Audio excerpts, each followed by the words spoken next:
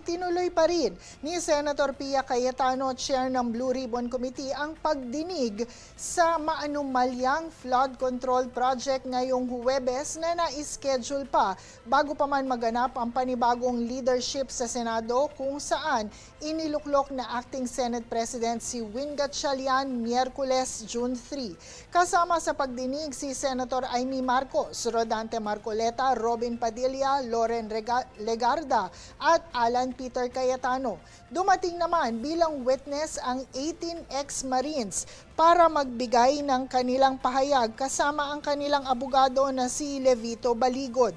Sa naging pagdinig, inihayag na sila ay personal na nag-deliver ng pera sa mga lugar na pagmamay-ari ni dating Speaker Martin Romualdez.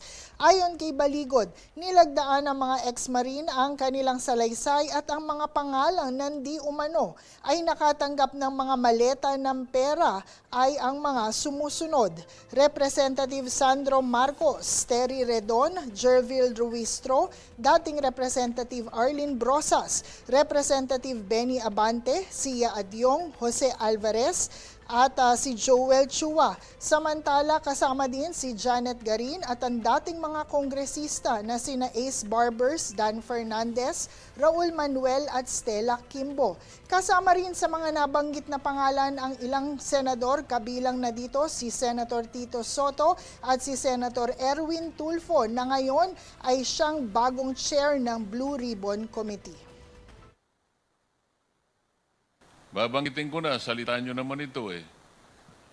Ito yung mga nag-deliver po kami mismo sa bahay ng ilan sa HOR at yung iba kinuha nila sa Unit 8 o Unit 9 ng Polo Club Townhouse, Forbes Park.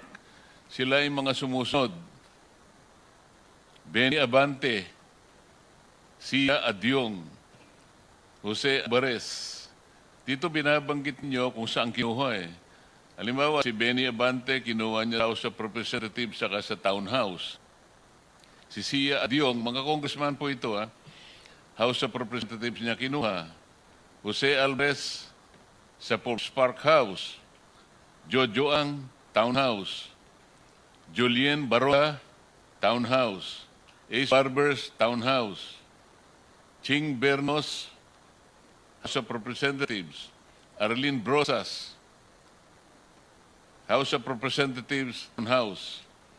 Franz Castro, House of Representatives, Townhouse. Joel Chua, House of Representatives. Manix Delipe, House of Representatives. Ito nga, si Lima, Townhouse niya kinuha. Dan Fernandez, House of Representatives, Townhouse. Janet Garin, House of Representatives, Townhouse. Dong Gonzales, Townhouse. J. Konghun, House of Representatives at Townhouse. Jervil Luistro, House of Representatives. Raul Manuel, House of Representatives and Townhouse. Ito yung mga makabayan group na sinasabi ni Senate President kanina eh. Raul Manuel, Franz Castro, Arlene Brosas. Ito yung makabayan block. Nagsasalita sila sa House of Representatives. Matagal ko po silang nakasama roon eh. Wala nang ginawang mabuti ang gobyerno. Palagi sila na lang mabuti. Na parang sila, ay ngayon pala, di ko sinabing totoo lahat ito, kaya kayo nandito para patibayan ninyo, para tindigan ninyo na totoo lahat ang sinabi nyo ito. Sandro Marcos, Forbes Park. Paulo Ortega, House of Representatives. Joseph Paduano, House of Representatives, Townhouse. Stella Kimbo, House of Representatives, Townhouse and Residence. J.J. Suarez, House of Representatives.